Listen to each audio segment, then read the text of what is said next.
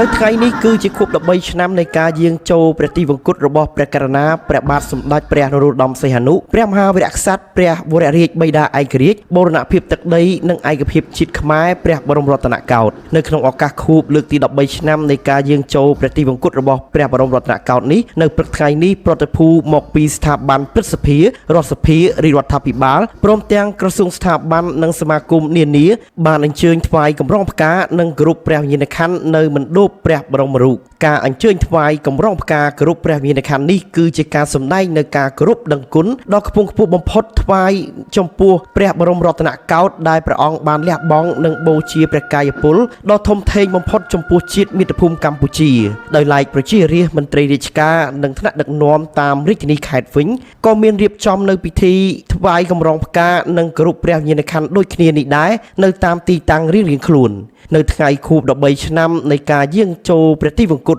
របស់ព្រះបរមរតនកោដ្ឋនេះដែរនៅលើបណ្ដាញសង្គម Facebook សម្ដេចតេជោហ៊ុនសែនប្រធានព្រឹទ្ធសភាក៏បានបង្ហាញការដឹងគុណនិងចងចាំមិនភ្លេចនៅព្រះរាជបូជនីយកិច្ចដ៏ថ្លៃថ្លាបំផុតរបស់ព្រះអង្គដែលព្រះអង្គបានលះបង់និងបូជាព្រះកាយពលដ៏ធំធេងបំផុតចំពោះជាតិមាតុភូមិកម្ពុជាដែលស្ថិតថេរជារៀងរហូតនៅក្នុងដួងចិត្តរបស់ប្រជានារីខ្មែរជាកូនជា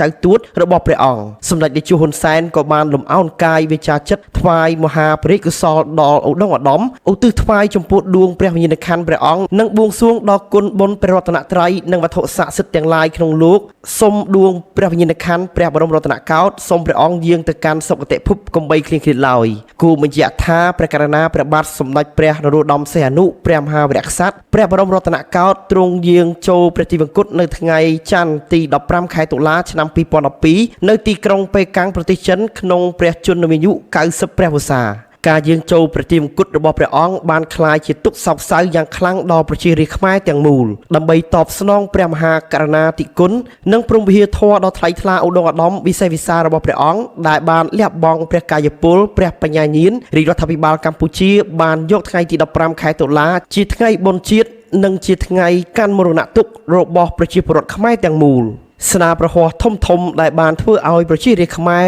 នៅតែចងចាំជាប់មិនអាចបំភ្លេចបាននោះគឺការយាងបំពេញព្រះរាជបូជនីយកិច្ចយ៉ាងអង្អាចក្លាហានក្នុងការទាមទារនិងដណ្ដើមសិទ្ធិសេរីភាពជូនប្រជារាស្ត្រខ្មែរពីនឹមអាណានិគមបារាំងរហូតទទួលបានជោគជ័យនៅថ្ងៃទី9ខែវិច្ឆិកាឆ្នាំ1953ក្រោយពីទាមទារឯករាជ្យពីបារាំងបានជោគជ័យហើយនោះការបំពេញព្រះរាជកិច្ចដឹកនាំប្រទេសក្នុងសម័យសង្គមរាស្ត្រនិយមក៏បានធ្វើឲ្យប្រជារាស្ត្រខ្មែរស្ញប់ស្ញែងនិងចងចាំមិនអាចបំភ្លេចបានចំពោះភាពរីកចម្រើននិងលេចធ្លោរបស់ជាតិកម្ពុជាផងដែរសម្ដេចព្រះបរមរតនកោដ្ឋត្រូវបានប្រជារាស្ត្រខ្មែរទាំងមូលចាត់ទុកព្រះអង្គជាអង្គព្រះមហាក្សត្រនិងជាមហាវីរក្សត្រដែលបានលះបង់ព្រះកាយពលនិងព្រះបញ្ញាញាណពេញមួយព្រះជន្មរបស់ព្រះអង្គដើម្បីបុព្វហេតុជាតិមាតុភូមិនិងនាំមកនូវឧត្តមប្រយោជន៍សម្រាប់ប្រជារាស្ត្ររបស់ព្រះអង្គពីខ្ញុំសរដ្ឋា PNN ភ្នំពេញ